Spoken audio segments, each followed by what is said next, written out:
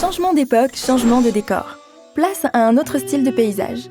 Un jardin persan du XVIIe siècle peint sur un panneau de céramique. Qui sait où se situait la Perse? La Perse, c'était là, au Moyen-Orient. C'est l'Iran d'aujourd'hui. À la fin du XVIe siècle, le Shah, c'est comme ça qu'on appelait le roi perse, choisit Ispahan comme nouvelle capitale. Elle se situe ici, au sud de Téhéran, l'actuelle capitale iranienne. On peut y trouver la très verdoyante place principale d'Ispahan, appelée Meydan, la mosquée royale recouverte d'un décor floral en céramique, et le palais Tchel-Sotoun, aussi appelé le palais aux 40 colonnes.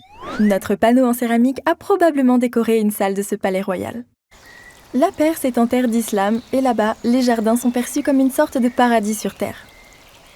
Ils apportent verdure et fraîcheur dans un pays où il fait souvent très très chaud. Le grand luxe, quoi.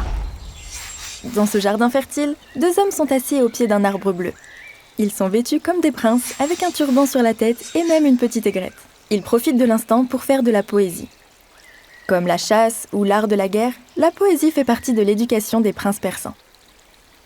L'homme au manteau jaune tient un roseau taillé utilisé pour l'écriture. Qui sait, il note peut-être le poème que l'autre homme récite. En Orient, rien ne vaut la nature. Pour pratiquer la musique, écouter un chanteur, faire la fête ou lire tranquillement. Intéressons-nous plus précisément à la technique utilisée pour réaliser ce tableau décoratif. Vous êtes partant pour un petit tuto céramique? D'abord, façonnez le carreau en terre cuite. Puis appliquez la couleur au pinceau en utilisant des poudres minérales. En vérité, c'est un travail délicat. Faire cuire le tout à très haute température dans le four de potier pour fixer la couleur.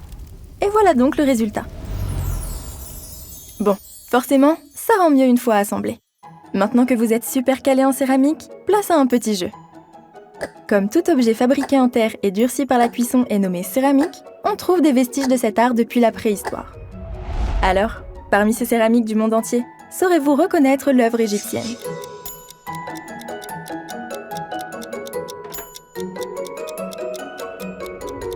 C'est bien cette figurine d'hippopotame. Dans l'Égypte ancienne, on mettait ces céramiques dans certaines tombes d'hommes fortunés. On continue?